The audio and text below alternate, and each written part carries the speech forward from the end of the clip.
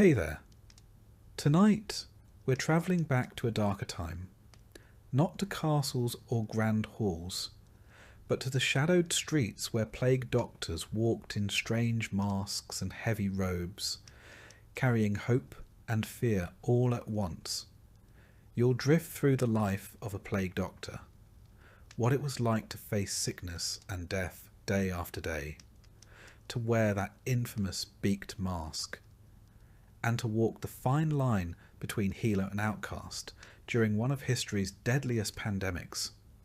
If this kind of slow, immersive storytelling helps you relax and rest, feel free to like the video and subscribe, but only if it truly brings you peace. And drop a comment letting me know where you're listening from and what time it is. It's quietly comforting to know who else is out there, falling asleep to the same tale. So dim the lights, let the heavy robes settle, and let's step into the world of the plague doctor. And now, let's begin. The year is 1656. Congratulations. You've just been hired as a plague doctor. You don't quite know how this happened. Perhaps you were out of work and desperate.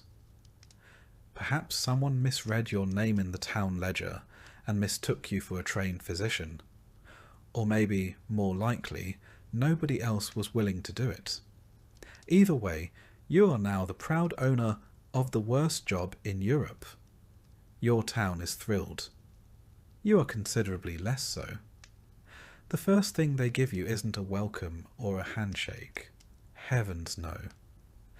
They hand you a pouch of coins, paid in advance, because statistically speaking, you're not expected to survive long enough to collect your wages later. It's generous in a suspicious sort of way, like a man handing you a lantern and sending you into a mine that's already on fire. They assure you it's an honourable appointment. You've been chosen to serve the people in their time of need, which is a polite way of saying you'll be surrounded by corpses before the week is out.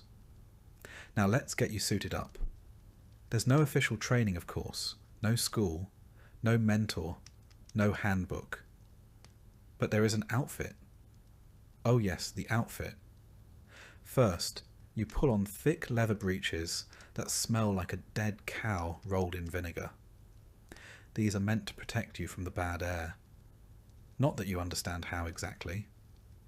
Then comes a long oil-soaked cloak, black, heavy, and slick to the touch.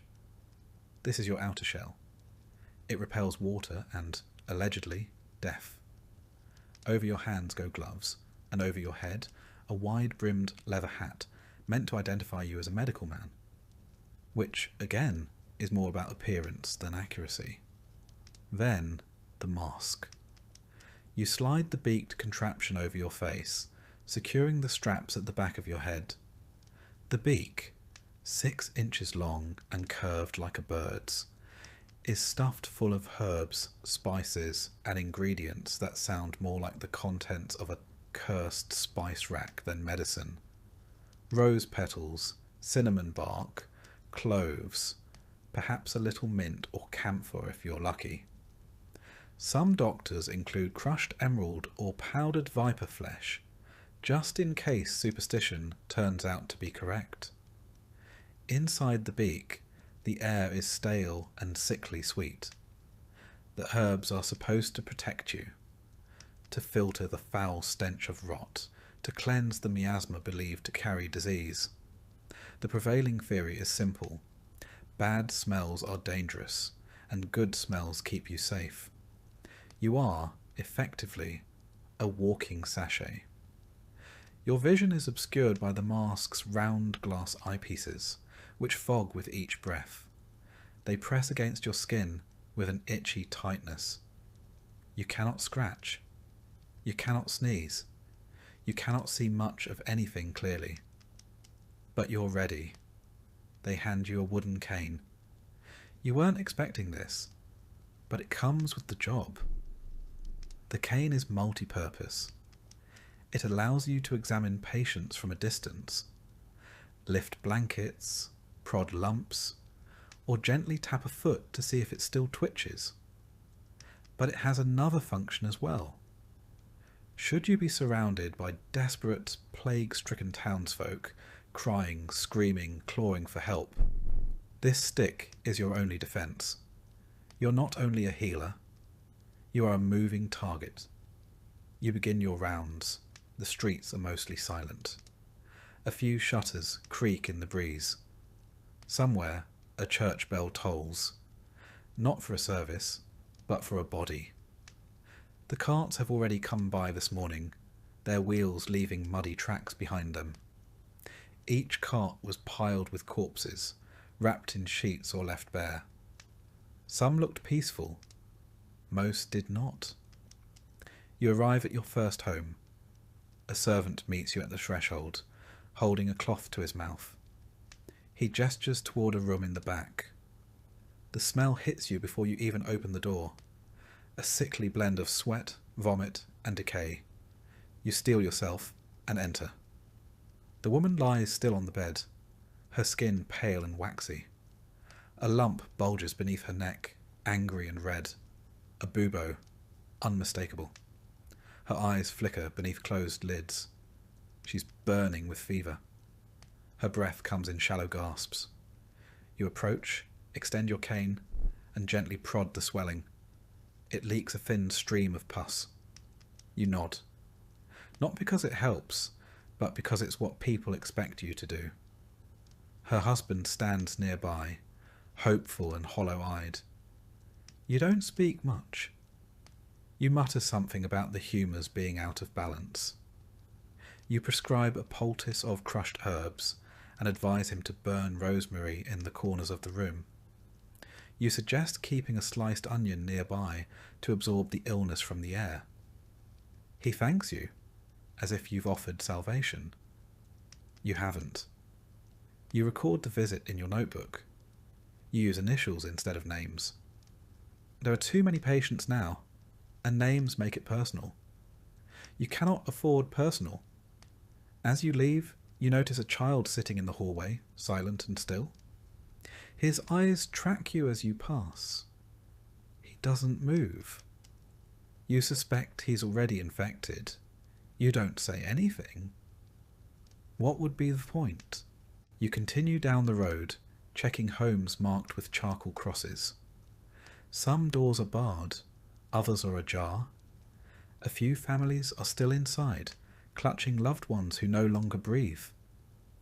They ask for help. You give them herbs. You give them words.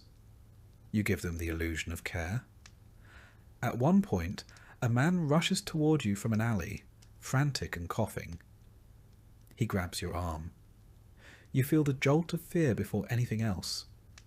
You raise your stick, not hard, just enough to make him back away. He stumbles, apologizes, weeping. He says his wife is ill. He says he's scared. You nod and follow. Her bubo has already burst. She will not last the night. You give her a prayer. You give him a list of things to burn. You move on. By afternoon, you've seen a dozen homes. Some people greet you with hope, some with suspicion. One old woman spits at your feet and tells you you're death in disguise. You don't disagree. You return home at dusk. Your quarters are modest.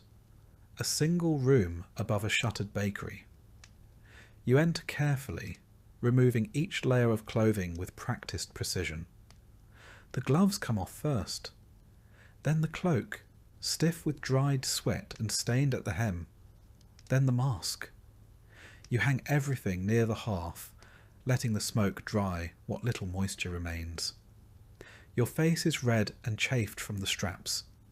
Your eyes sting. You wash your hands 3 times, scrubbing until the skin burns. You inspect your arms and neck for signs. No lumps, no fever, not yet. You light a candle and sit at your desk. Your notebook lies open, pages marked with scrawled observations. crude drawings of boils and rashes. You try to organise your thoughts, but they blur. All the patients run together now. Same symptoms, same endings. You eat a small piece of bread. You sip weak wine. You listen to the muffled quiet of a dying city. Outside, the wind picks up. Somewhere a scream echoes, brief, then cut short. You say a prayer, not because you believe it will help, but because it's the only ritual you have left. You think of the woman from earlier. You think of her husband, who still believes you can save her. You think of the child in the hallway.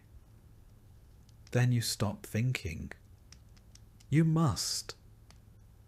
Because tomorrow you'll put on the mask again and go out to face the plague. The dawn light seeps through your shutters, but it brings no comfort.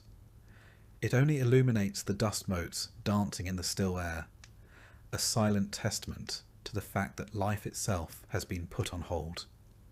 You don your gear in near darkness, the oil-soaked cloak stiff as cured leather, gloves pulled snug over your hands, hat tilted low, and the mask, the very thing you both loathe and rely upon.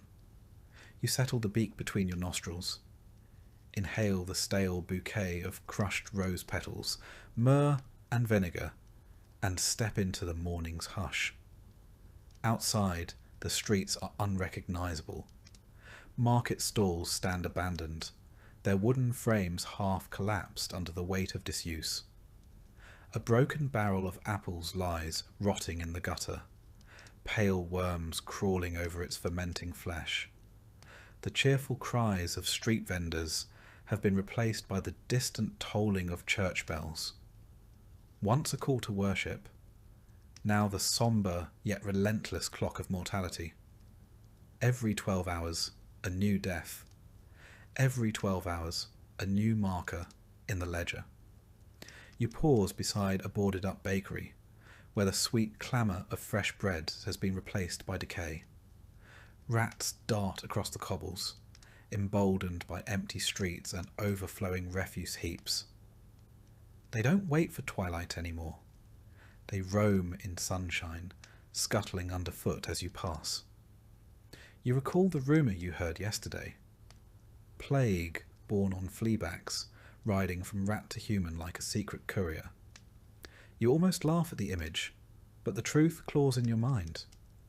Even if it's laughable, it might be real. At the corner, a crude red X marks a house. No family dares erase it. It's a warning and a condemnation. You knock once with your cane. A frail voice bids you enter. Inside, the smell hits like a fist. Fermented sweat, sickly sweet breath, and something sour beneath it all. The patient waits in a darkened room. A merchant, you're told, too proud to show his face in a public death pit. He's propped up on a makeshift cot, eyes dull, skin mottled with purple blotches. A bubo swells grotesquely beneath his arm, black at the crown, weeping a thin, oily fluid. You clear your throat. He glances up as if surprised you've come. "Doctor," he croaks. "Is it as I fear?" You study his pulse, rapid, fluttering. You listen to his breath, wet, rattling. You say quietly, "It's the plague. It's not news." He nods, as if bracing for a verdict he already knows. You slip a cloth soaked in rosemary oil to his lips and set a small pot of vinegar near his pillow. "Keep your chamber aired," you advise. "Burn juniper in the corners. Pray if you must." He manages a weak smile. "I shall." You leave him to his fading dignity and step back into the street. The sunlight feels colder than the night. You glance at the red X and move on. Mid-morning finds you at the canal bank, where workers haul bodies into waiting barges. The water laps lazily, ignorant of the human suffering it ferries away. You see a body wrapped in sailcloth, pushed over the edge with a shove. It floats for a moment, face half submerged, eyes staring at the sky. Then it slips beneath the surface, swallowed by the canal's dark mirror. The men say they're grateful for the duty. It's honest work, paid weekly, and one hopes the plague avoids them in return. But you've seen more bargemen dead than alive this month. You move to the next scene, a makeshift quarantine station in the old monastery. Pews have been removed to make room for rows of cots. Smoke from burning rosemary coils up to the vaulted ceiling. Patients lie in shrouds of white linen. Some moan, others stare at the ceiling, counting cracks in the plaster. A young novice tends to them, his hands shaking behind a half-mask of cloth. You exchange a silent greeting, then begin your rounds. First, an elderly widow. Her gaze is bright, unnervingly so. She grips the bars of her cot, foot tapping with nervous energy. "My dear," she says when you kneel, "I keep expecting a knight in shining armour, but you'll have to do." You offer her a pale smile beneath your beaked facade. "I'm all sorts of armour, I'm afraid." She chuckles, and for a moment the horror softens. You prod her bubo lightly with your cane. It's firm, hot to the touch. "Plenty of rest," you tell her, "and drink broth if you can manage." She nods and grips your hand, leather glove and all, as if it were a bard's lute offering comfort in a cruel world. Next, a young labourer, body wasting, breathing in short gasps. His father stands at the foot of the cot, knuckles white, prayer beads sliding between fingers. You offer no words, just a nod. He mouths a silent plea. You write in your ledger. Male, mid-20s, advanced stage. Family present, prognosis terminal.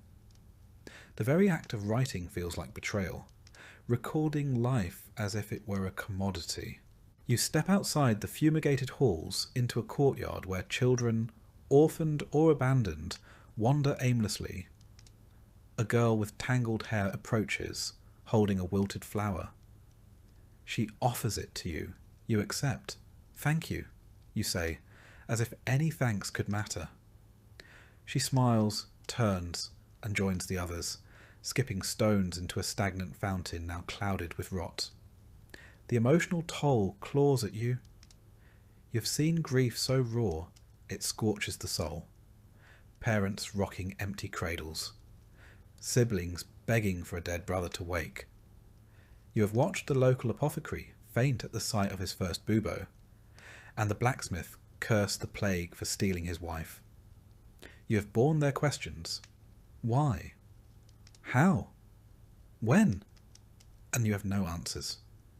By midday, you're exhausted. Your legs ache from hours of walking.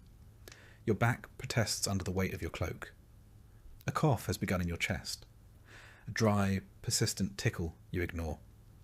You lean on your cane, head bowed beneath the mask's weight, and take a moment to breathe. You think of all the plagues that came before. Justinian's in the 6th century, which may have killed 10,000 people a day. The Black Death of the 14th century, which claimed a third of Europe's population. And now this relentless third wave in the 17th century, returning like an unwelcome ghost. Each time, humanity adapts, survives, and forgets. That cycle comforts you more than you admit. Rejuvenated only slightly by your own grim reflection, you press on. A cluster of homes by the slaughterhouse block beckons, a place even more foul than the rest. You enter the first, where a man sits among overturned chairs, clutching his bleeding arm. He tried bloodletting himself, he says, attempting to cut away the poison. A bandage covers the wound, already stained. You take his arm, inspect the makeshift tourniquet, and shake your head. "You're weakening yourself," you say. "Stop. Rest. Let nature run its course." He scowls, but silent exhaustion wins. You apply a fresh poultice, noting the rash creeping up his sleeve. Next door, a mother tenders a hobbling son whose leg is swollen grotesquely. He limps to you, head held high. You clear your throat, he says, "I should be in the fields?" You nod, managing sympathy through your beak. "Soon," you say, "when you're well." His mother's eyes flicker with hope. You don't allow yourself to see how hollow it is. A few doors down, you find a makeshift clinic where local barbers and apothecaries argue over the best remedy, bloodletting versus poultices soaked in mercury.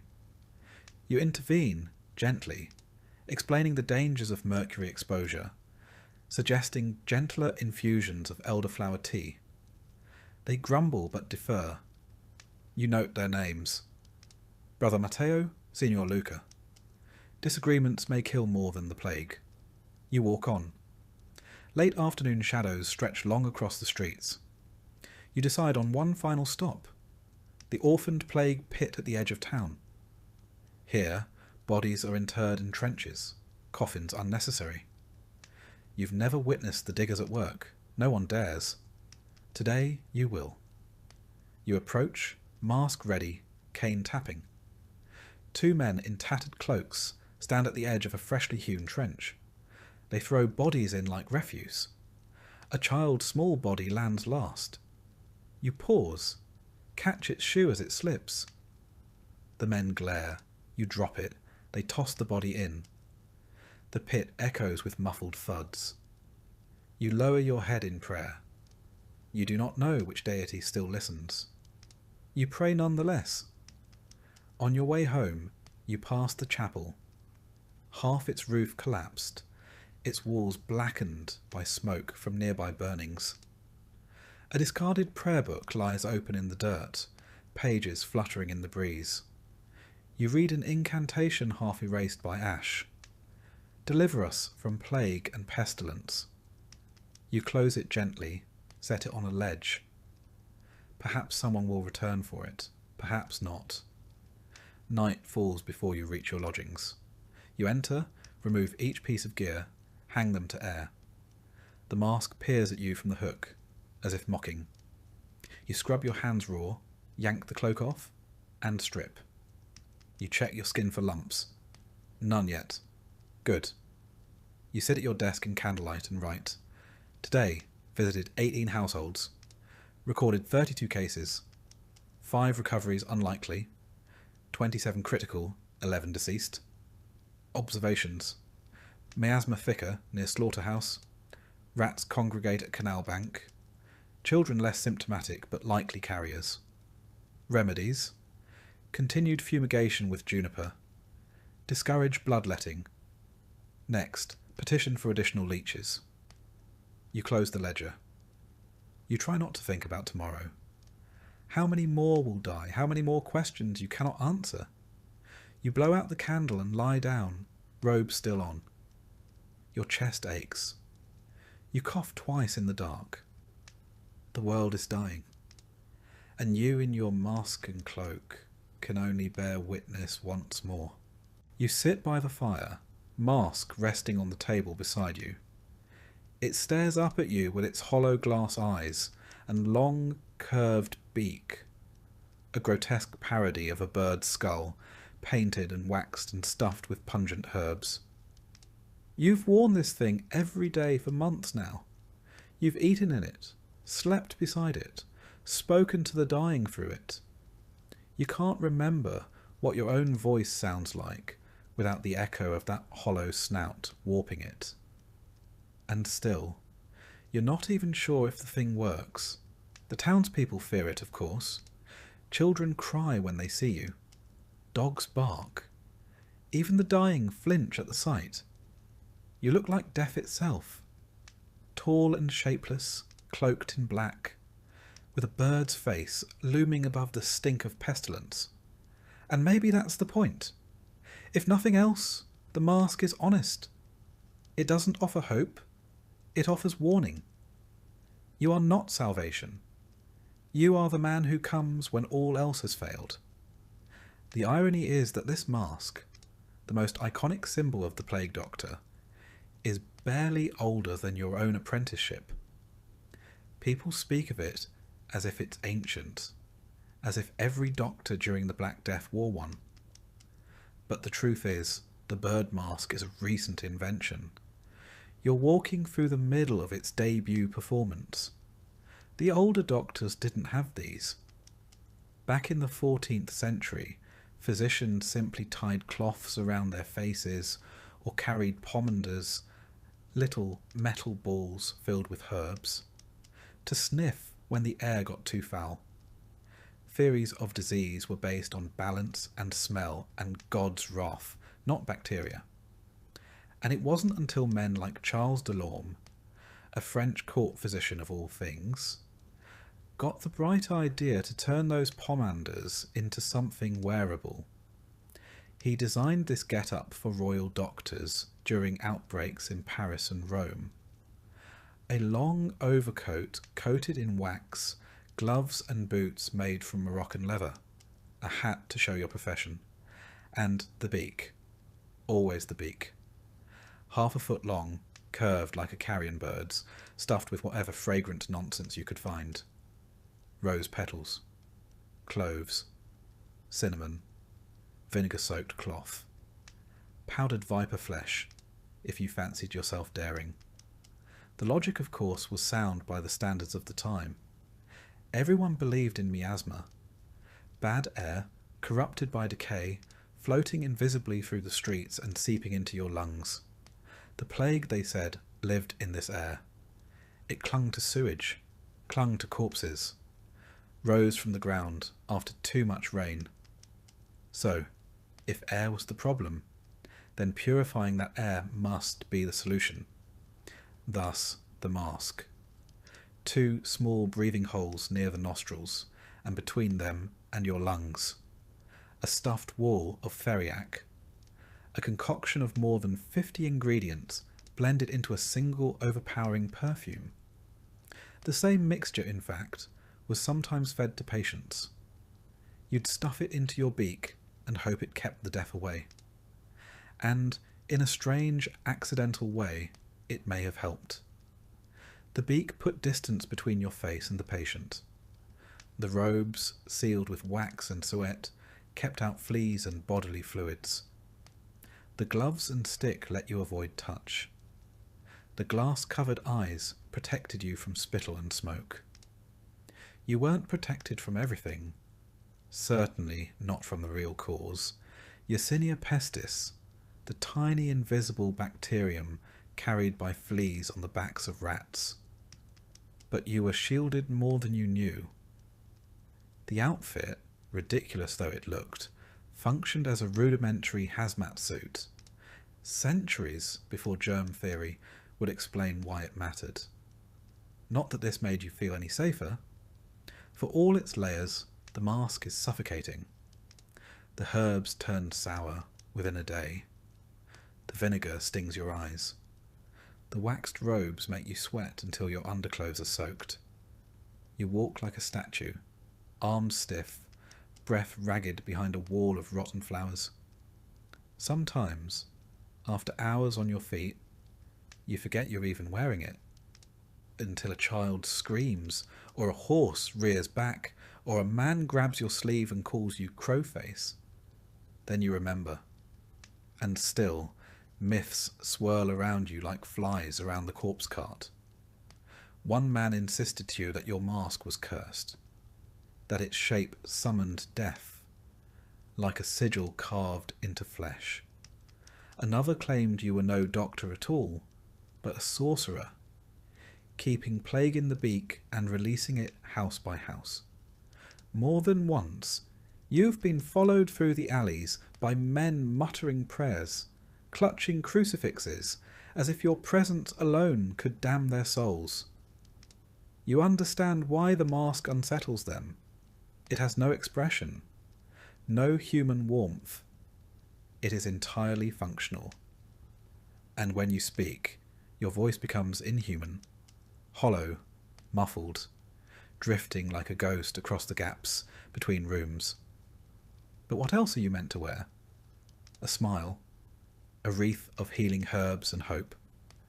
The dying don't need to be comforted with illusion.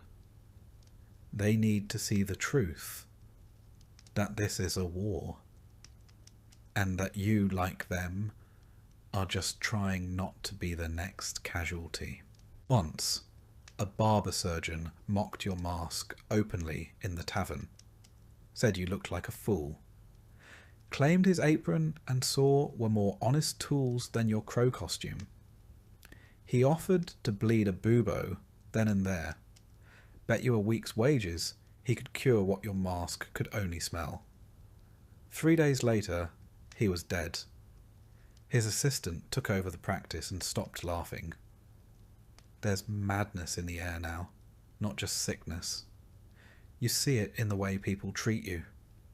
Some recoil as you pass, clutching at rosaries and spitting in your shadow. Others reach out and grab you, wailing for help, for prayers, for a miracle. They think the mask gives you power, that behind it you are not just a man, but something more. You wish they were right. You remember a girl, maybe 8, maybe 10, who once asked to try on your mask. Her mother lay in the next room, already gone. The girl didn't cry. She just wanted to know what it felt like to be the one who doesn't die. You let her hold it, briefly. It was too heavy for her. She gave it back without a word. Later that night, you passed her house again and found the door marked with ash. There are days now when you forget what your own face looks like. You shave by touch. You avoid mirrors. When you remove the mask at night, it leaves red lines along your cheeks, a ring of indentations where the straps cut deep. You wash it daily, but the smell never fades. A blend of sweat, resin, herbs, and time. It is your second face. You wear it as often as your own. And yet, you suspect that years from now, when the plague has burned itself out and this town has rebuilt on top of its own bones, people will remember the mask more than the medicine. The beak, the black robes, the man who looked like death and arrived too late to stop it. They will tell stories. Say you appeared like a spirit in times of sickness, that you walked among the dying with herbs in your nose and blood on your gloves, that you saved lives, or took them, that you were a healer, or a demon. But the truth is simpler. You are tired, you are sweating, you are hungry and afraid, and trying not to cough in a way that feels too deep in your lungs. You are not a monster or a miracle. You are a man in a mask, and you are already wondering what you'll do when the herbs run out. You begin each morning the same way, by opening your medical kit and staring into it like it holds the answers to the universe. It doesn't. It barely holds answers to splinters. Inside is a jumble of instruments, each more questionable than the last. A bronze lancet, slightly bent at the tip. A cloth pouch of dried leeches, some alive, most not. Glass bottles with no labels, just streaks of something that once looked like medicine. A wax-sealed scroll of proven remedies, written in a Latin so mangled even the local priest gave up halfway through reading it aloud. And at the bottom, your favourite, a small wooden spoon, purpose unknown, perhaps symbolic. This is what you're expected to fight the plague with. You take inventory like it matters. 1 jar of vinegar, a lump of hardened sweat to rub into your cloak, a tin of theriac, a preparation of herbs and honey, and, according to rumour, a dash of snake. You sniff it. It smells like despair. Still, better than the patient you'll be seeing today. You set off, tools tucked under your arm, like a scholar bringing books to a lecture. Only you're the scholar, the lecturer, and the poor soul scheduled to fail the exam all in one. Your first visit is a cooper, or was. He's not making barrels anymore. His wife answers the door with shaking hands and asks if you'll bleed him.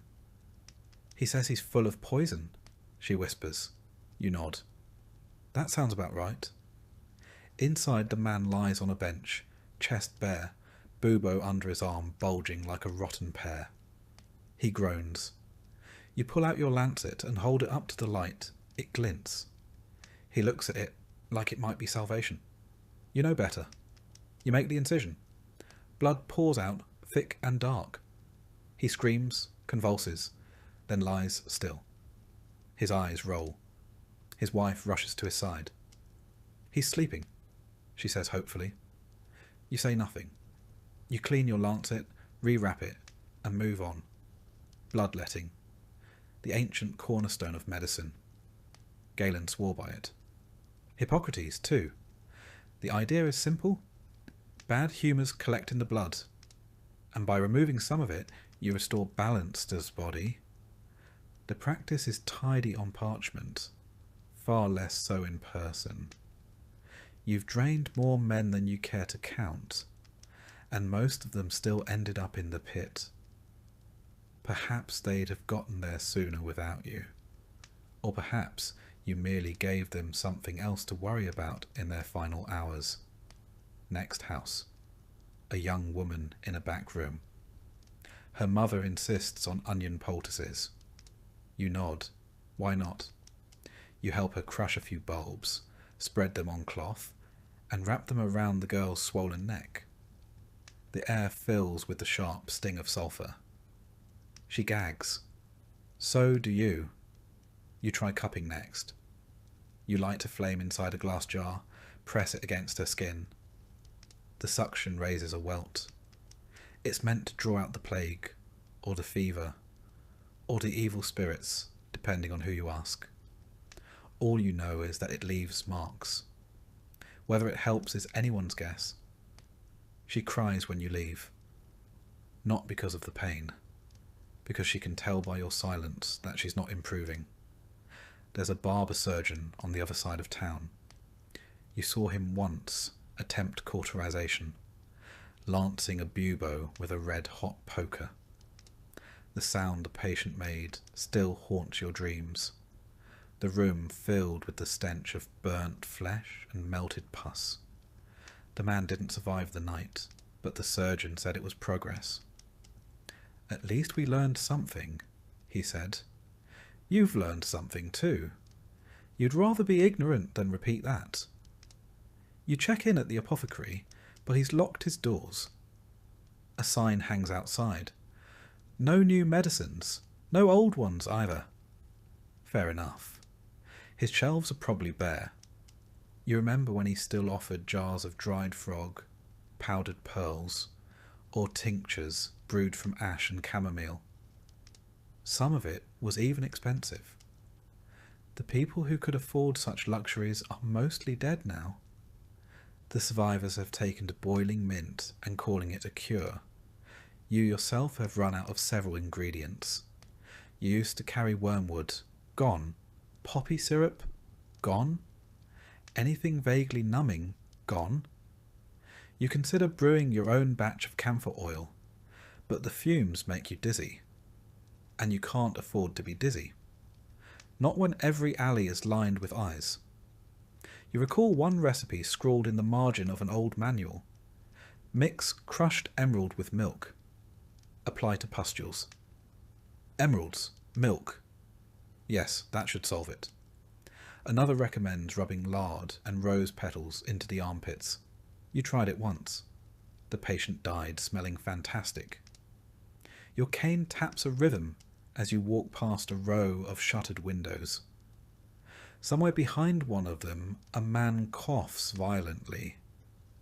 It doesn't sound like the plague, but it doesn't sound good either. You keep walking. You reach the old granary-turned-pest house. The sick lie on beds of straw, some groaning, some motionless. You kneel beside a boy no older than 12. He's barely breathing. His skin is cold, his lips cracked. His eyes open when you speak, but he doesn't answer. You offer him water, soaked with a few drops of elderflower extract. It trickles from his chin. You pat it dry. He smiles faintly, then closes his eyes. You mark a small X in your ledger. Not for his name. You never got it. Just the location. You stand, bones aching, and move on. In the far corner, a man gestures to you. "Doctor," he says. "My wife." You follow him to a side room. She lies curled in a heap of blankets, her breathing shallow. He asks you if you'll try the leeches. You hesitate. You haven't used them in weeks. They rarely survive long in your pouch. But today, miraculously, one stirs. You place the creature on her wrist. It latches on. The man watches, wide-eyed as it swells with blood. "Is that good?" he asks. You nod. It's doing something. Whether that something is helpful, no one knows. But the sight of it gives him hope, so you let it feed. Back outside, the sun is beginning to dip. The sky turns the colour of old bruises. You rest on a bench and examine your hands. They smell of vinegar, iron, and fear. You remember when you used to write notes on your gloves to keep your mind sharp. Now they're blank. There's no point. Every patient is the same. Every result is predictable. You recall a joke someone told you months ago. The plague doctor's toolkit includes a stick, a knife, and a prayer. You laughed at the time. Now it feels more like an inventory list. You make your way home, but the walk feels longer tonight. The houses blur together. Just wood and stone wrapped around quiet suffering. You try not to look into windows. You don't want to see the eyes watching you, hoping you'll stop. Hoping you'll fix something. When you reach your lodgings, you lay your tools out on the table. One by one. The spoon, the lancet, the empty bottles, the leech jar, still twitching. You line them up like soldiers before battle. Then you sit, you stare. It's all nonsense, every instrument, every concoction, every half-remembered method from half-mad physicians of centuries past. You pretend it helps because pretending is the only thing left between you and despair. But deep down you know, your tools are not meant to heal. They are symbols, props in a tragic play you never auditioned for. They exist so that the dying may believe that someone is trying, that someone still cares enough to do something, even if that something is utterly useless. You write in your journal. Attempted bloodletting, no result. Applied onion poultice, no result. Cupping, mild, blistering. Leeches, inconclusive. Vinegar infusions, psychological effect only. Prognosis for all, poor. You stop. Ink pools beneath your quill. Your hand trembles. You light a candle, not for light, but for warmth. The mask hangs beside you, its empty eyes reflecting the flame. You almost ask it a question. Almost. Instead, you close your eyes and whisper the only diagnosis that has never been wrong. We did all we could. And then, in the quiet that follows, we just don't know what we're doing. The trouble with being a plague doctor isn't just the death. It's what comes after it. Or rather, who comes after it. You are not just the man who arrives when someone falls ill. You are the man who must explain why they never recovered. And people don't like explanations. They like scapegoats. At first, they called you brave, appointed you with ceremony, a little purse of silver for your troubles, and a handshake so brief it could hardly be called human contact. You were the man in the mask, the protector, the one who would stand between the town and death. But now you're the man who walks into a house and leaves it cursed. The man whose presence means the end is nigh. the black-robed harbinger of failure. You see it in their eyes. They used to plead. Now they glare. The mask that once inspired confidence has become a symbol of doom. They whisper that you bring the plague with you, that your clothes carry it, your cane spreads it, your breath poisons the rooms you enter. They're not entirely wrong.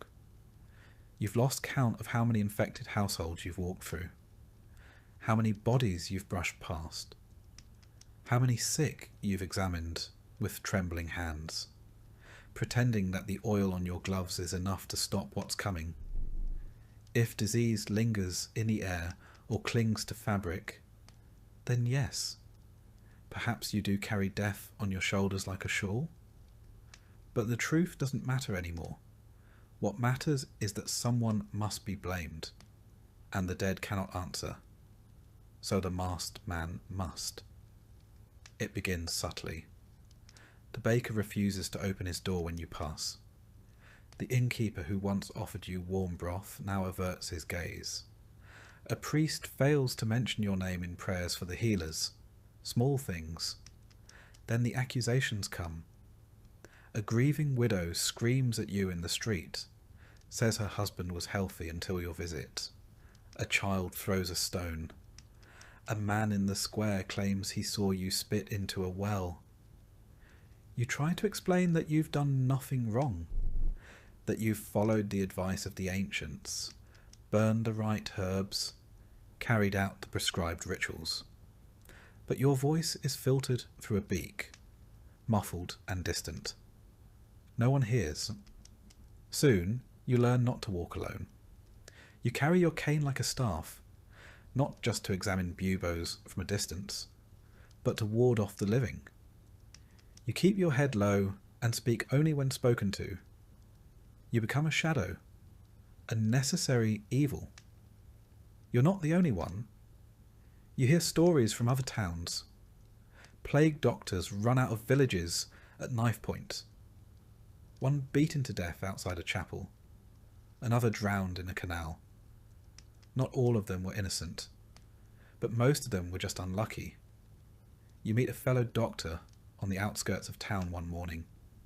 His robes are torn. His mask cracked. He tells you he's been sleeping in barns, moving by night. They think I killed their mayor, he says with a bitter laugh. I told him he had no humours left to balance. Didn't help. You share a stale biscuit and part ways before sunrise. Neither of you expects to meet again. Back in town, you are summoned to speak with the mayor. Not the one you just heard about. Yours is still clinging to life and power, though you're not sure which more tenaciously. You're led into a hall draped with black cloth. The air smells of incense and bureaucracy. He tells you plainly the townsfolk are frightened. They want answers. They want to know the plague isn't getting worse. You nod and say what he wants to hear, that the numbers are steady, that isolation measures are helping, that the latest batch of rosemary is especially potent. He nods in return, satisfied not by the truth, but by the sound of certainty. He instructs you to write a public notice affirming the town's containment strategy. You do so, signing your name with a flourish that feels both pompous and pitiful. That evening, the paper is nailed to a post in the square. By morning, it's been defaced. Someone has drawn a skull over your name. You try to ignore it. There's a man in the poor quarter who has made it his mission to convince others that you are an agent of death. He walks from house to house, whispering that the plague did not truly return until you did. He tells them that your herbs are lies, that your mask is a demon's face, that the stick you carry was once a branch from a gallows tree. None of it is true, but again, truth is irrelevant. What matters is fear. And in the theatre of fear, you are a perfect villain, Masked, silent, strange. You carry no sword, you bear no shield. Only blood-stained gloves and a ledger full of names that never lived to be crossed off. You begin to lose sleep. Not from illness, not yet, but from dread. Each knock on a new door is met with suspicion. Each alley feels like a trap. Children chant songs behind your back. Crow man, stay away. Mother died the other day. Crowman knocked, and then she coughed. Now her soul is carried off. You try to focus on your work, but your hands tremble more than they used to.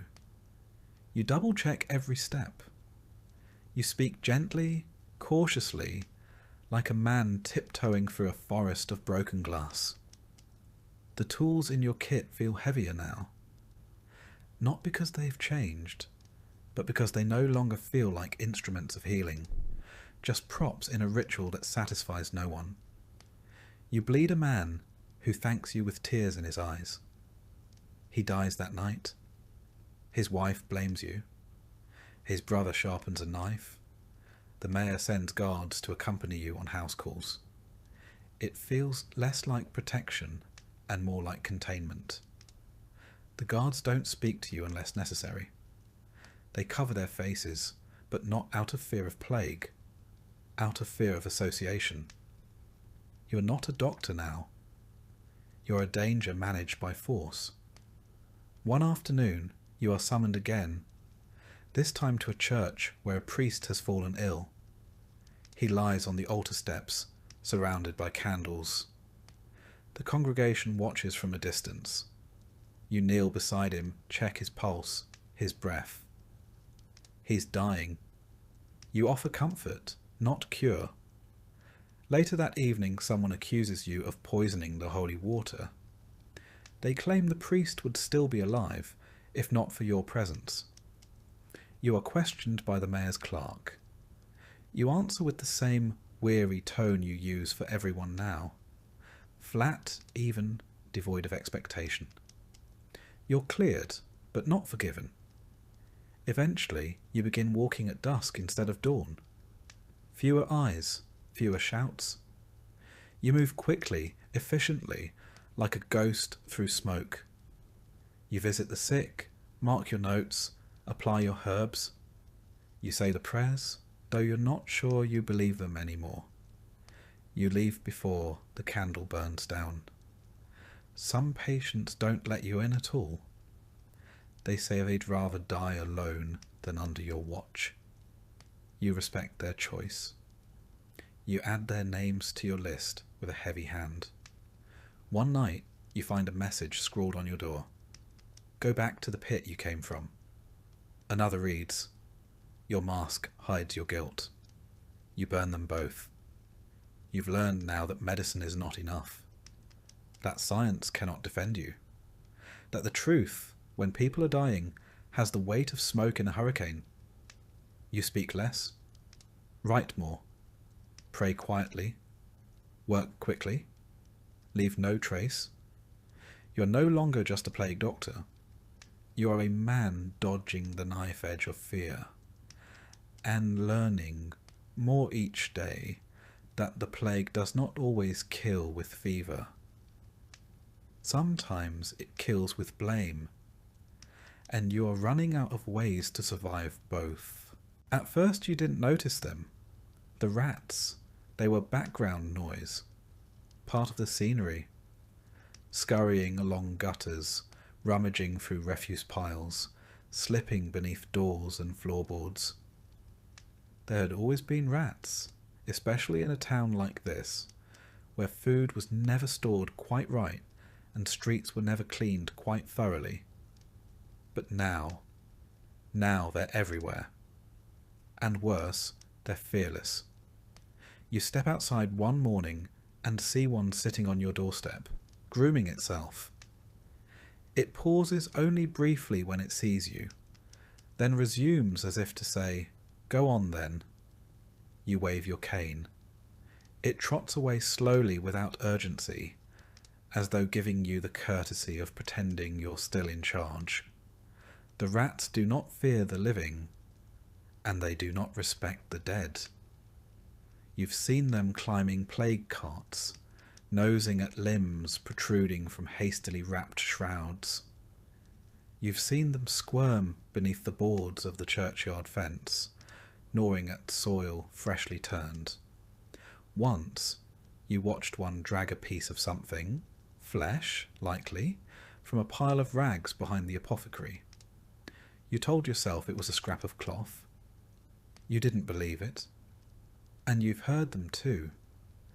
In the silence of a late-night visit, when the household has stopped pleading and the patient is gone, there is always the sound of scurrying.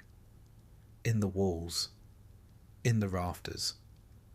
Sometimes under the very floorboards you're kneeling on, the rats are waiting, always waiting. Of course, no one blames the rats, not officially. The clergy blames sin.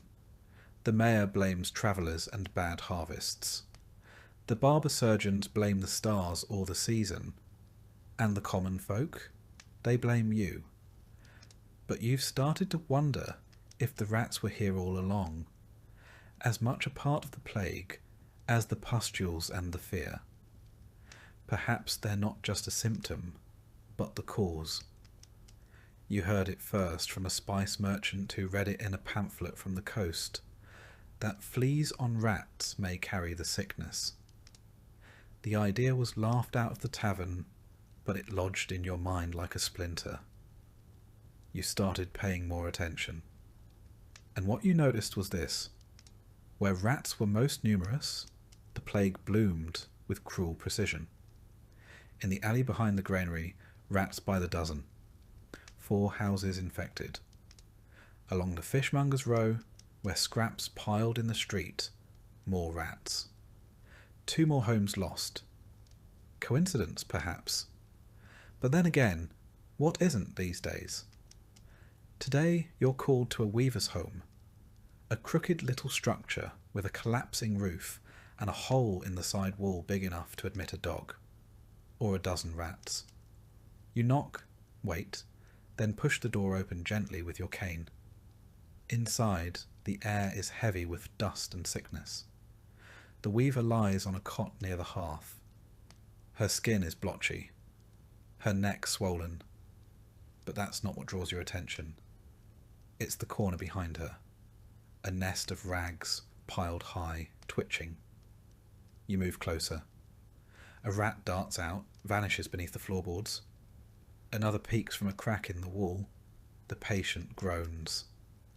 You look down and realise one of them has chewed through her stocking. You finish the visit quickly.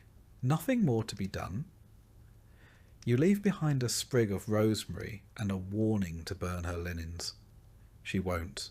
No one does. Outside, you ask the neighbour if anyone's been laying traps. She shrugs. What's the point? She says. There's always more. She's right. You've never seen so many. They travel in packs now. They're bold enough to raid storerooms in daylight, to climb walls and rafters. One night, you saw a cluster of them swimming across the canal. For a moment, you thought you were hallucinating. But no, they were just adapting, thriving. You begin walking with a heavier step. You thump your cane on the ground more often. You tell yourself it's to ward off evil. Really, it's to startle the rats. The town sanitation is, in a word, medieval. Waste is dumped into the street. Food is stored in damp cellars. Water comes from wells too close to latrines. The gutters are clogged with rot. Rain doesn't wash anything clean. It just spreads the filth further. You've tried to raise the issue. The mayor's clerk nodded solemnly and said, "We're prioritising prayers." You visit the pest house in the West Quarter. A young boy there is crying, his leg covered in bite marks. His mother swears he was attacked in his sleep. You believe her. The rats don't wait anymore. If a body is still, it's fair game. You try to seal your own lodging more thoroughly. You stuff cloth into the cracks beneath the door. Plug holes in the walls with wax and old rags. Still you hear them at night, the scratching, the skittering, the occasional squeal.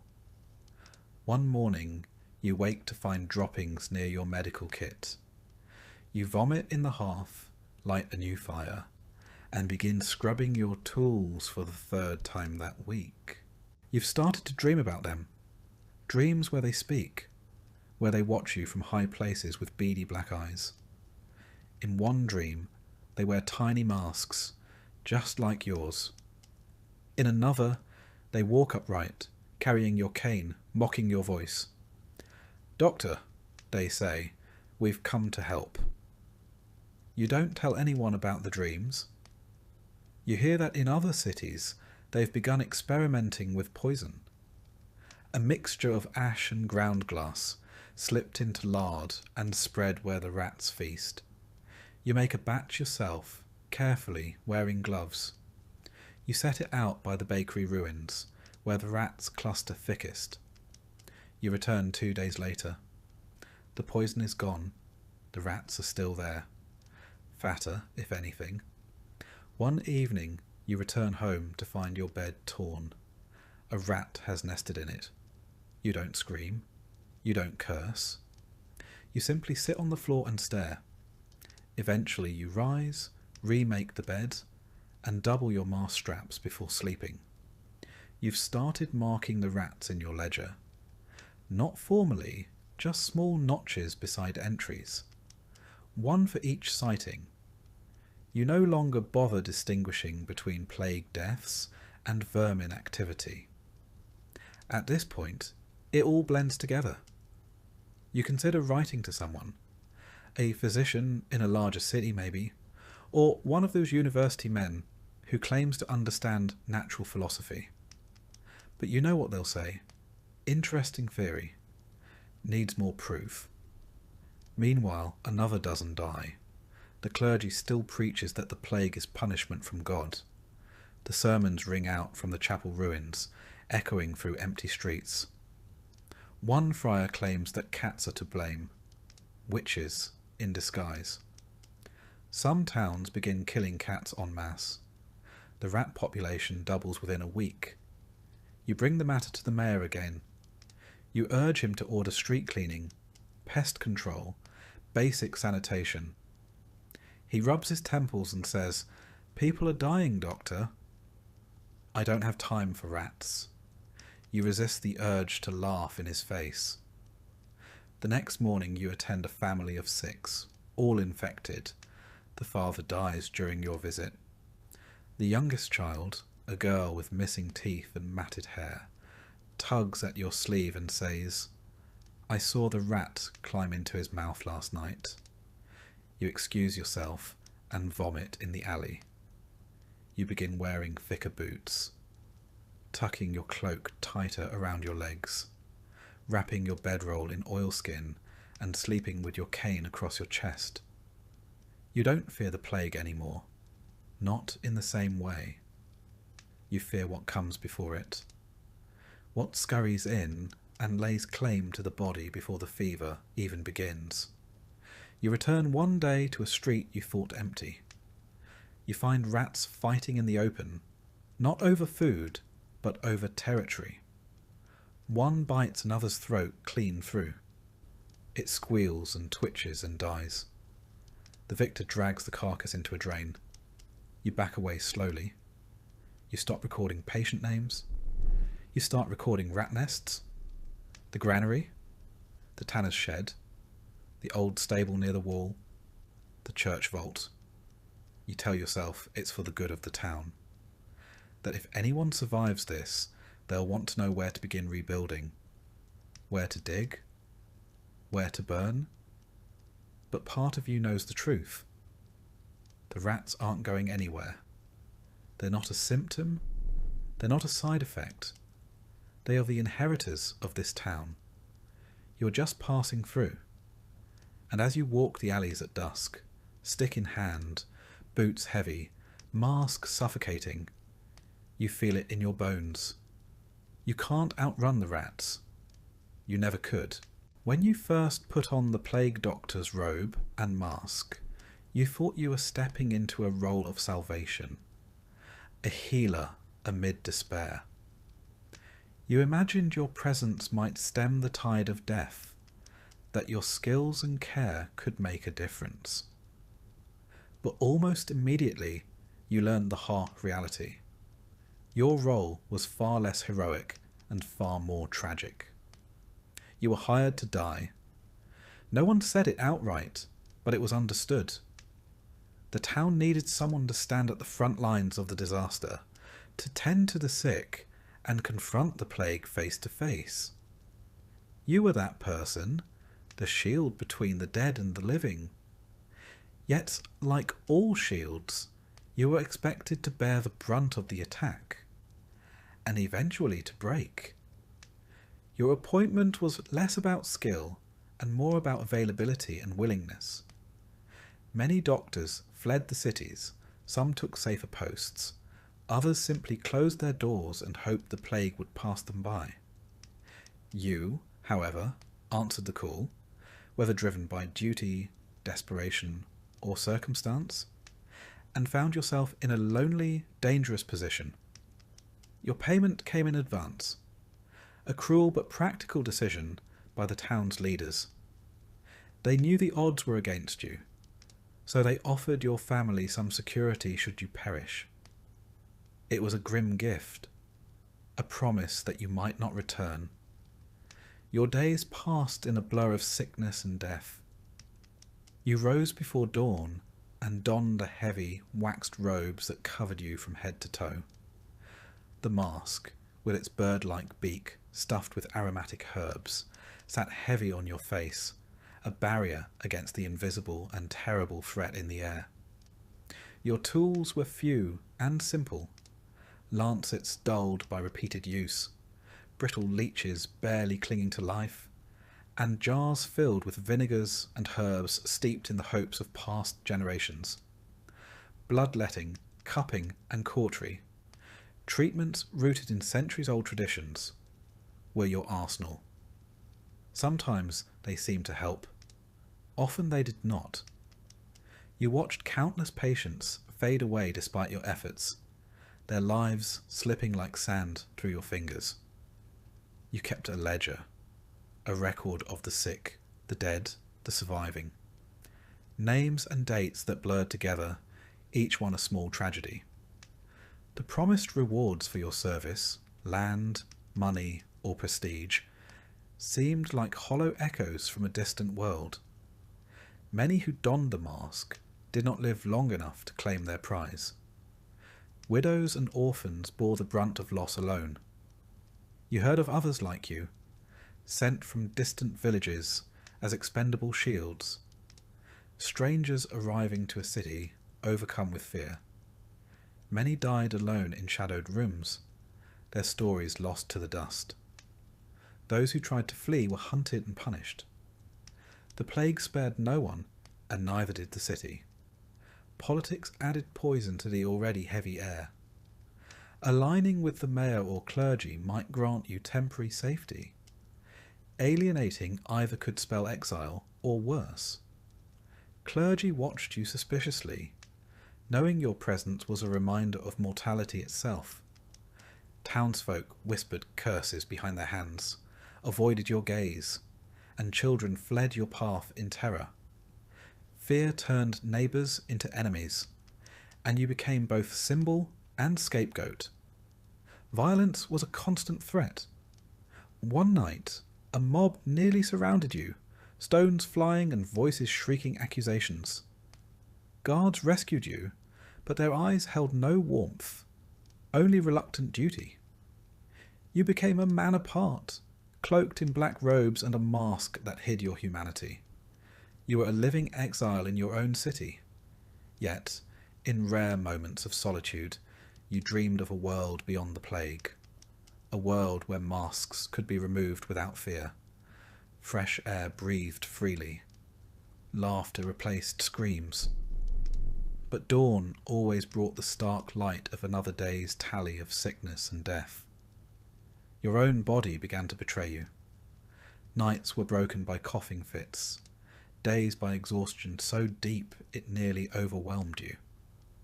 You told yourself it was fatigue, but deep inside you feared the slow poison of the plague. The mayor summoned you often, demanding report and hope. You offered what little you could, balancing truth and necessity to prevent mass panic. You enforced quarantines, watching families torn apart as loved ones were isolated in cold pest houses. Many never returned. You questioned the morality, but spoke only in silence. You watched colleagues fall to sickness and despair, their bodies wasting and spirits breaking. You clung to your journal as a refuge in the chaos, recording symptoms, treatments, and occasional glimmers of success. Despite the odds, you returned each day, not from hope, but out of duty. At night, lying awake with the mask resting beside your bed, you whispered vows to endure as long as breath remained, to ensure your sacrifice would not be forgotten, even if your name faded from memory. Your senses sharpened with each passing day. The scent of decay, the sight of swollen buboes, the distant wail of grief became familiar, nearly normal. You learned to walk the fine line between compassion and self-preservation, between caring and despair. Every step you took was a gamble, every patient a potential final encounter. You started noticing small things. The flicker of candlelight behind shuttered windows, the hushed prayers whispered in empty streets, the way rats seemed to grow bolder by the day, scurrying freely beneath piles of refuse and even over bodies left unattended. The rats, you realised, were as much a part of the plague as the disease itself. Your cloak, once a barrier, now felt like a shroud. The mask, a suffocating burden. But you wore them still, because to remove them was to invite death closer. You learned to seal every opening, to scrub your tools obsessively, to avoid the sickest patients when you could. Still, plague found its way through cracks and pores into flesh and bone. There were moments of bleak humour, a dark laughter born from desperation. You joked with a colleague about how the plague was the town's most effective tax collector, never missing a payment. You laughed bitterly at the absurdity of it all, the rituals and remedies that were no more than superstition. Yet beneath the humour lay a deep sadness. You had lost friends, neighbours, perhaps even family to the same fate you faced daily. The city's life seemed to drain away, replaced by silence and sorrow. You often wondered who would survive this nightmare, if anyone would, and what the world would look like when the plague finally lifted. You remembered the first patient you could not save, the child whose eyes met yours in confusion and fear. You carried that moment with you, a weight heavier than any cloak or mask. It drove you forward, even as your own strength waned. Your health declined steadily. You found yourself increasingly fatigued, haunted by fevers and chills. You wondered if you were already infected, but fear alone was not a reason to stop. There were still those who needed care and duties that no one else would fulfill. The nights grew longer and darker, and your dreams were plagued by shadows. You dreamed of rats wearing your mask, of the dead rising, of being trapped in a world where the air itself was poison. You did not share these dreams. There was little comfort to be found in fear. You began to prepare for the inevitable. You wrote letters to your family, hoping they might understand the sacrifice.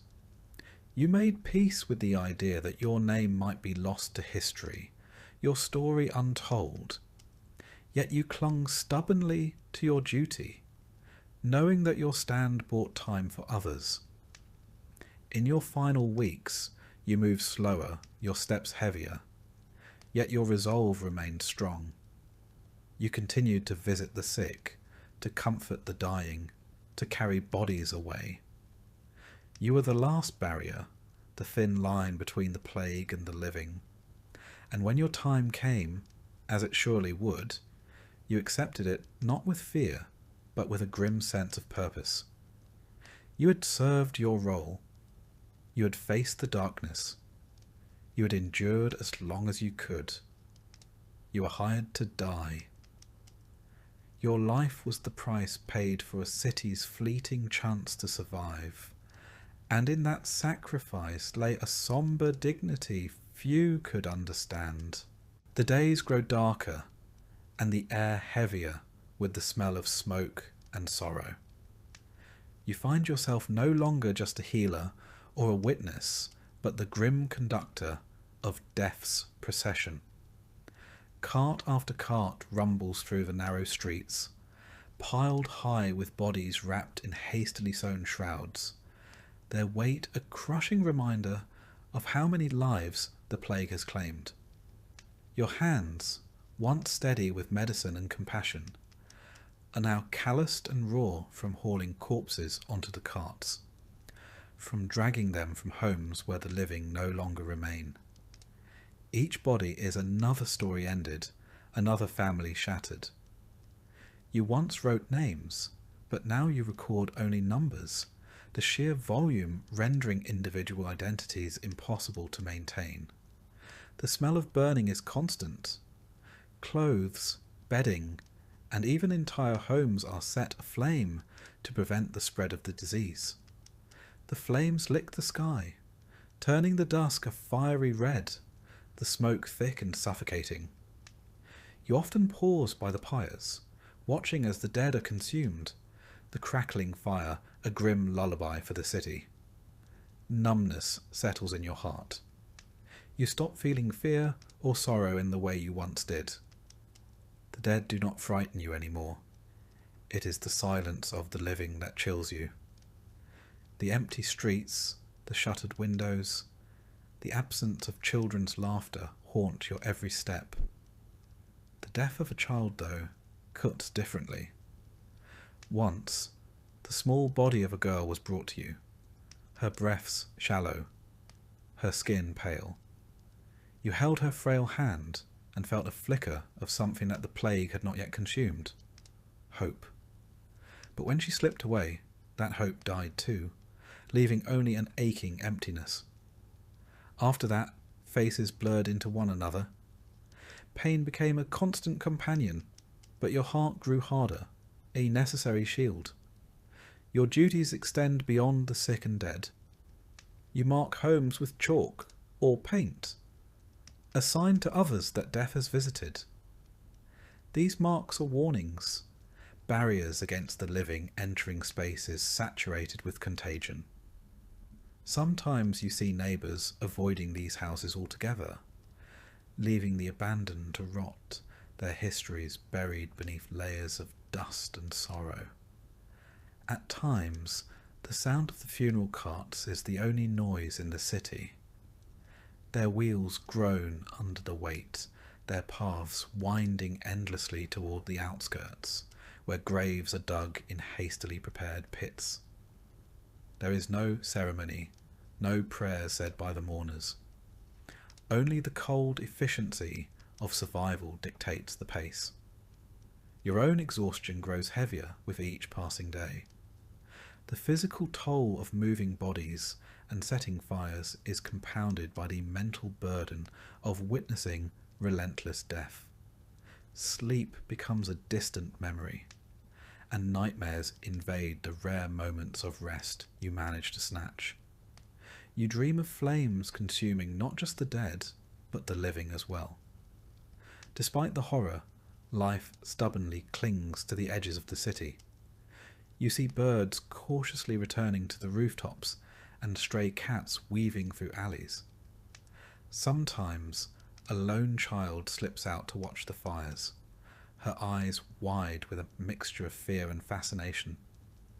These small signs remind you that the world beyond the plague persists, a fragile hope amid devastation. You find yourself reflecting on the ritual of burial, on how death once meant community, remembrance and respect. Now it is hurried and anonymous, dictated by necessity rather than reverence. The quiet graves on the city's edge are filled with nameless bodies, a testament to lives erased without ceremony. The scent of smoke, ash and decay fills your senses constantly. It clings to your clothes, your skin, your breath. You wash as often as you can, but the smell lingers, a reminder that death follows you everywhere. Even when you close your eyes, the image of burning pyres is seared into your mind. At night, the city is eerily silent except for the crackle of distant flames and the occasional wail of grief carried on the wind. You lie awake, listening to the sounds that mark the end of another day. The last breath taken, the final flicker of a candle, the slow extinguishing of life. You wonder how many more days like this you can endure, how many more bodies you will carry, how many more fires you will light. The weight of it presses on your soul, but you have no choice but to continue. The city needs you, even if it cannot say so. One evening, you watch as a young boy is brought to the pest house, his small body covered in sores and bruises. His mother follows silently, tears streaming down her face. You place your hand on the boy's fevered brow and promise him comfort, though you know well the chances are slim. The boy's frightened eyes meet yours briefly, and in that moment the enormity of your role strikes you anew. You have become more than a healer or a witness.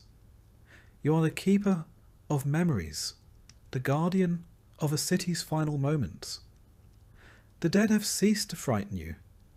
It is the silence of the living, the absence of voices and laughter, that haunt you most deeply. The fires you light burn not only the bodies, but also the fragments of a life once lived.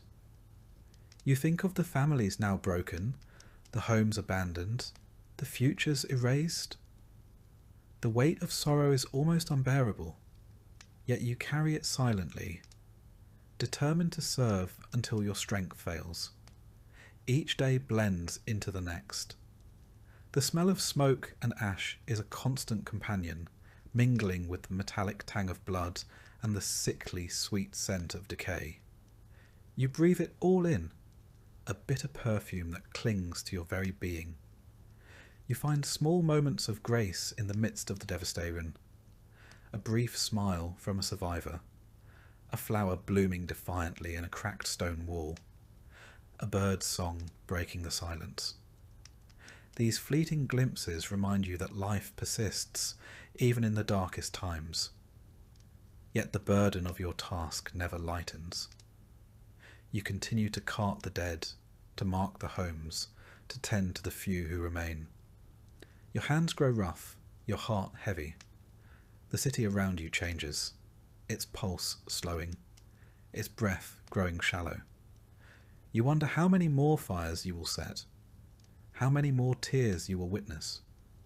The plague is relentless, and so is your duty. You are the unseen flame in the night, burning away the past to make way for a future you may never see. Your nights are restless, filled with dreams of flames and shadows. Sometimes you dream of the faces of those you could not save, their eyes accusing and sad. You wake with a start, heart pounding, the memory lingering like smoke in the air. Despite the exhaustion and sorrow, you press on.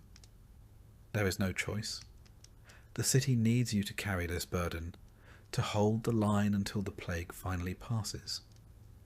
You are the quiet force at the city's heart, the last light against the encroaching darkness. One day, as you prepare to leave the pest house, A woman approaches, her eyes red from tears. She clutches a small bundle, a child barely alive. She begs you to do what you can. You nod, your hand steady despite the weariness. You take the child into your care, knowing the odds but refusing to surrender hope. You become the bearer of grief and the bearer of fragile hope. Your days are spent in the shadow of death, but your heart clings to the possibility of life. You are the city's silent sentinel, standing watch over its last breaths. The fires you light are both destruction and cleansing. They burn away the plague's physical toll and the sorrow that threatens to consume the living. In their glow, you see the city's pain and resilience intertwined. As the smoke rises into the night sky, you find yourself thinking of the future. A future where the streets will once again bustle with life, where children will play without fear, and where laughter will return. You carry this vision with you, a beacon in the darkness. The plague has taken much, but it has not taken your resolve. You are a witness, a guardian, a healer of souls as much as bodies. You stand firm in the face of despair, carrying the city's sorrow with dignity and strength. With every fire set, every body tended, every home marked, you write a story of endurance and sacrifice. Your role is grim, but it is vital.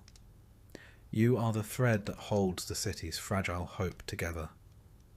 Though the days are long and the nights longer, you find strength in your duty. You are the keeper of the city's memory, the guardian of its grief, and the harbinger of its eventual healing. The smoke that fills the sky is a reminder of loss and renewal. You watch the flames dance and flicker, knowing that with the end of each fire, a small part of the plague's hold weakens. You carry on, step by heavy step, through the streets marked by death and sorrow. You carry on because the city needs you, even if it cannot say so aloud. In the quiet moments before dawn, you breathe in the cold air, filled with smoke and ash. You close your eyes and imagine a day when the fires no longer burn, when the city wakes from its nightmare. Until then, you stand watch. You carry bodies, light fires, and mark homes. You carry the city's sorrow with silent strength, a guardian in the funeral by firelight. And as the flames flicker and die, you find a strange comfort in their glow, a promise that even in the darkest times there is light. The world of plague doctors was one filled with hardship, but also ridicule. From the very first day you donned your heavy waxed cloak and the infamous beaked mask, you became a figure of mockery among those who called themselves healers. The monks preached from their pulpits that the plague was divine punishment, a scourge sent by God to chastise sinners. Their remedy was prayer and repentance, and any other method was met with suspicion or disdain. Barber surgeons flaunted their razors and leeches, confident in the ancient art of bloodletting, certain that restoring the balance of humours was the only true cure. They laughed at your costumes and potions, dismissing your efforts as foolishness. Apothecaries sold their exotic mixtures in fragrant shops, promising cures that too often offered only false hope. Amidst this cacophony of belief and rivalry, you stood alone, the oddity wrapped in leather and herbs, wielding a wooden cane to keep distance from the sick. Your mask, stuffed with pungent herbs, was meant to protect you from the bad air, the miasma believed to spread disease. But to many, it was a symbol of fear and superstition. Children ran from you, adults crossed themselves, and whispers of curses followed your steps. You are seen as a harbinger of death, a figure both feared and ridiculed. In taverns and town squares, fierce debates raged between monks, barbers, apothecaries, and doctors. You listened, often silently, as they argued over the cause and cure of the plague. Monks decried sin and demanded repentance. Barbers boasted of their bleeding skills, and apothecaries touted their latest remedies. When drawn into argument, you defended your observations and cautious treatments, only to be met with scorn and accusations of heresy. Despite the mockery, you persevered. Every day you risked your life tending the sick and dying, gathering notes and patterns to better understand this relentless killer. Your journals grew heavy with symptoms, treatments attempted, and outcomes observed. Some patients showed signs of relief, but many succumbed despite every effort. Your methods were primitive, but grounded in experience and the desperate hope for a breakthrough. The plague fractured the medical community, weakening the city's response. Instead of unity, there was rivalry and distrust.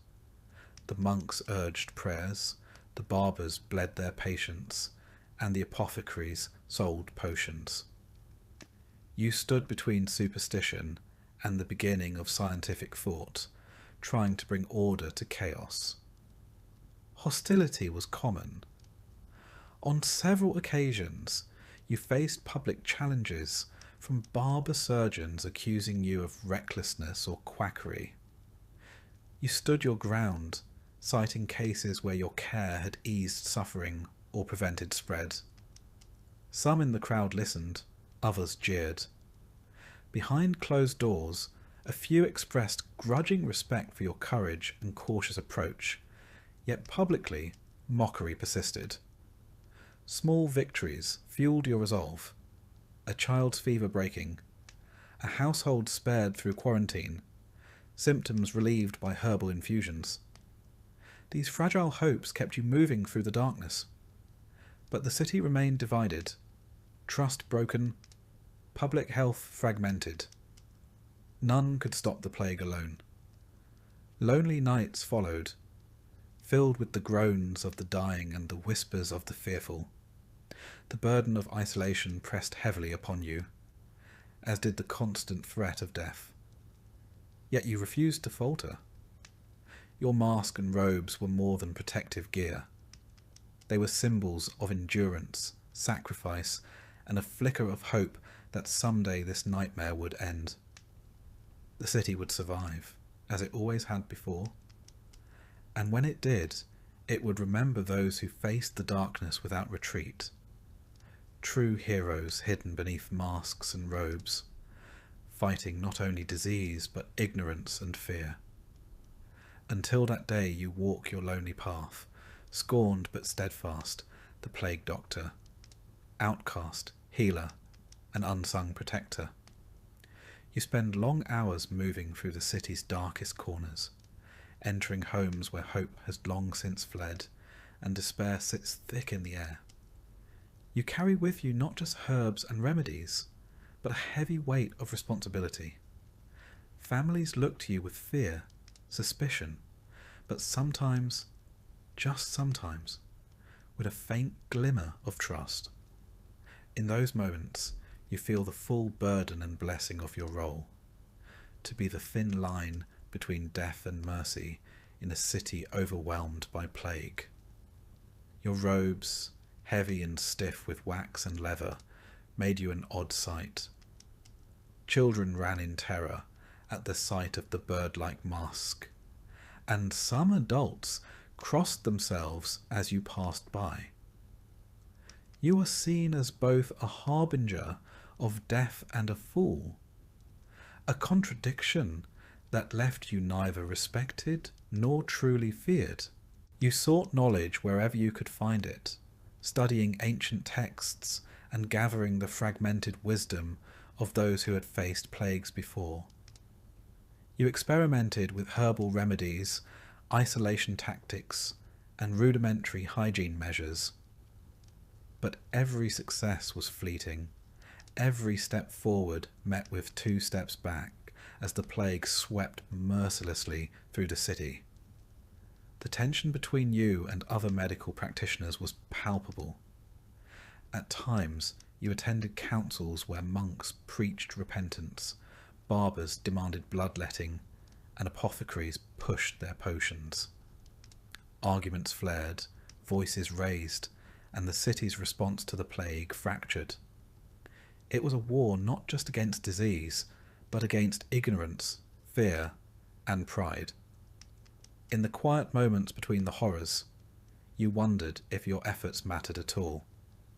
Yet, when a child's fever broke, or a family was spared from infection, those small victories rekindled your resolve. You were a sentinel in a city under siege, a lone figure standing between life and death. And though you were mocked, feared, and misunderstood, you embraced your role with solemn dignity. The plague doctor was more than a costume or a cure. It was a symbol of endurance, sacrifice, and the fragile hope that one day this nightmare would end. The reality of the plague was harsh. Days brought devastation, empty homes, deserted markets, and streets littered with death. The plague doctor was a constant presence amidst this decay, a figure both reviled and relied upon. In some ways, your beaked mask became a talisman, a strange sort of protection not only from disease, but from the despair that threatened to overwhelm the city. You found yourself drawing strength from this symbol, even as others mocked it. There were moments when you questioned your sanity. The endless exposure to death, the hostility of those around you, and the heavy burden of responsibility pressed down upon your shoulders. But you pushed these doubts aside, focusing on the task at hand. When you moved through the city's alleys and courtyards, the whispers followed you like shadows. People said the mask was cursed, that the plague doctor was an omen of doom. Yet some still dared to hope that you were a guardian, standing between the living and the dead. Your work was lonely, your rewards few, but your resolve never wavered. You held on to the belief that even in the darkest of times, compassion and perseverance could make a difference. The city would eventually survive this plague, as cities had survived before. And when it did, it would remember those who had faced the darkness without flinching. True heroes hidden beneath masks and robes, fighting not just the disease, but ignorance and fear. Until that day, you walk your lonely path, scorned but steadfast, the plague doctor, outcast, healer, and unsung protector. The plague had finally started to fade from the city's streets. The haunting sound of death carts piled high with corpses had become less frequent, and the heavy silence that once smothered every alley began to lift. Windows, once tightly shuttered against the deadly air, cracked open to admit cautious beams of sunlight. Life, battered but persistent, was returning to a place that seemed forsaken. You stand at the threshold of this fragile new dawn, removing the infamous beaked mask that has been both your shield and your burden. The weight of the mask, lifting from your face, does not bring relief as you had hoped. Instead, a new heaviness settles in your chest. Your reflection in a cracked mirror shows a man changed by suffering. Hollow eyes rimmed with exhaustion, cheeks sunken from sleepless nights and unending grief. The person you see is a ghost of the man you once were, forever marked by the plague.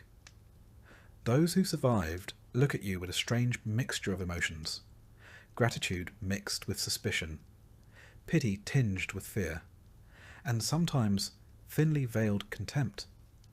To many, you are the plague incarnate, a walking symbol of death itself. Children shy away at your approach. Mothers clutch their children closer. Even old acquaintances avoid your gaze. You try to shed the emotional armour you wore for so long, the mask, the robes, the protective distance. But memories cling stubbornly. Faces of the lost crowd your dreams like shadows. The screams, the stillness, the stench of decay. They invade your waking moments and sleep alike. Night after night, you awaken gasping, drenched in cold sweat, your throat raw and aching as if the mask's weight still presses upon your lungs, the wooden cane slipping from clammy hands. Your body bears the marks of the ordeal too. Bruises, cuts and burns from long days tending the ill throb with lingering pain. Your hands tremble, recalling every life they touched and every body they lifted. A deep weariness settles in your bones, a hollow ache lodged within your chest that no amount of rest can ease. Yet the city begins its slow, tentative recovery. New life pushes through cracked stones and burned earth. Flowers bloom where corpses once lay. Laughter cautiously returns to bustling markets. Smoke rises from chimneys bearing the scent of cooking fires. The world is reborn, but you feel estranged, a stranger among the living. Neighbours you once aided now avoid you, uncertain if you are friend or lingering curse. Rumours whisper that the plague doctor has gone mad or still carries the sickness within. These whispered fears cut deeper than any blade. You reach out, seeking connection, but find only distance. The relentless grief and trauma have reshaped you, altering how you see yourself and the world. Simple conversations feel strange. Familiar faces seem unfamiliar.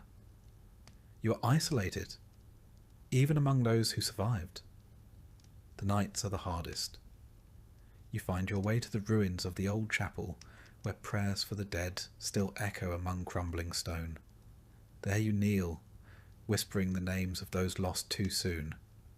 Friends, strangers, the many you carried in your arms in their final moments.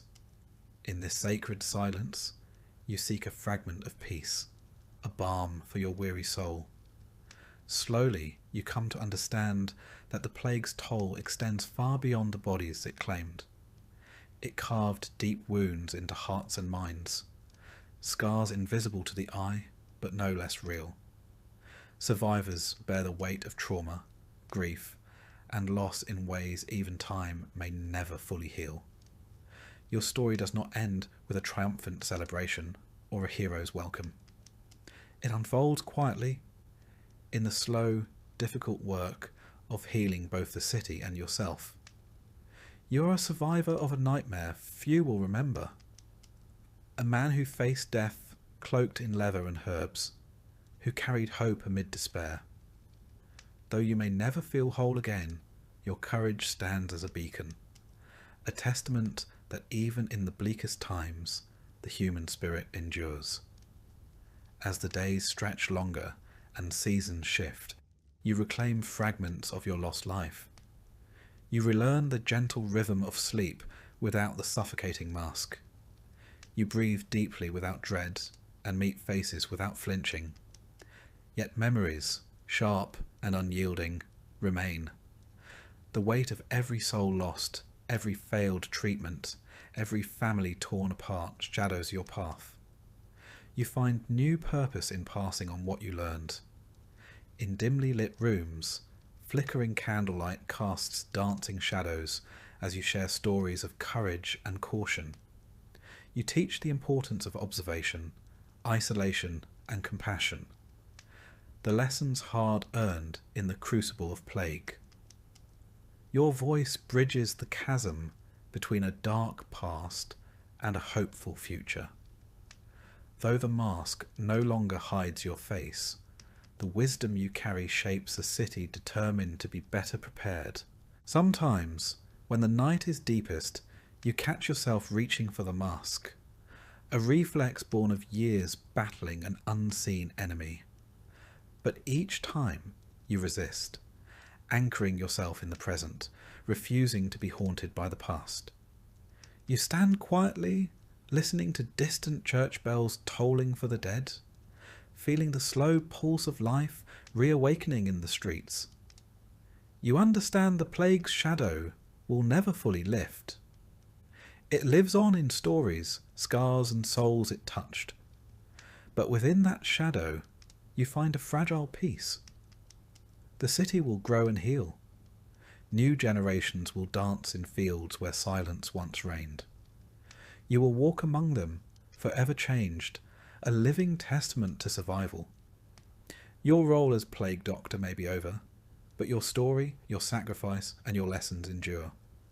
In time, you hope, the world will be kinder, wiser, and more vigilant. For now, you breathe deeply, unmasked, and face the uncertain dawn. You are survivor, witness, quiet hero, woven into the tapestry of a city reborn. And though you may never feel whole again, your courage burns bright, a light against the darkest night. Days turn into weeks, and the city slowly pulls itself from the jaws of death.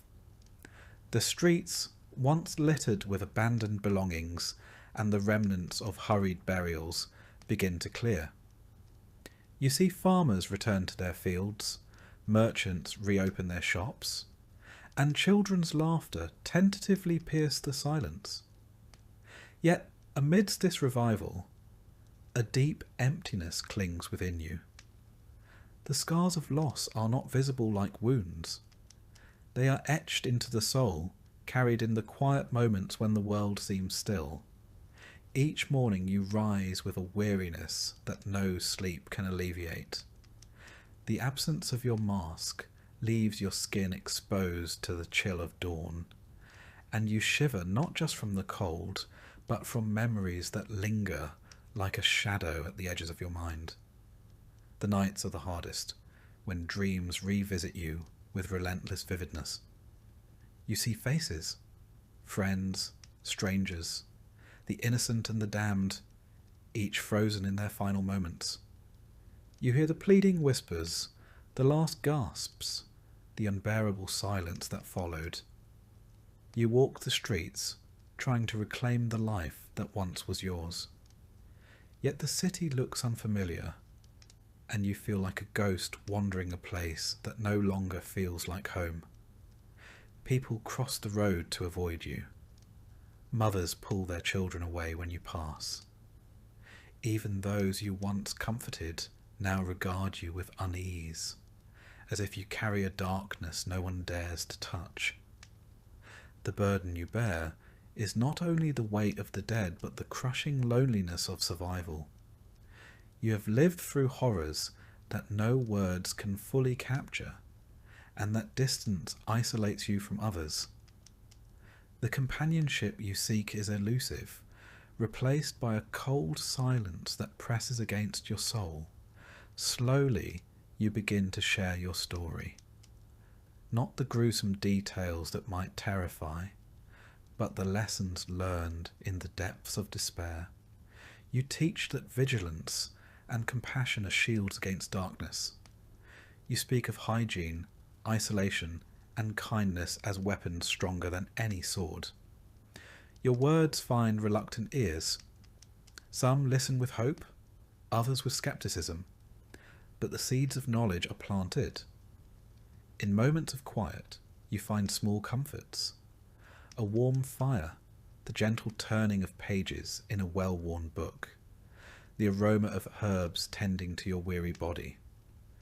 These simple acts tether you to the world, reminding you that life, however fragile, endures. The city rebuilds around you. New homes rise from the ashes. Gardens bloom where graves once marked the earth.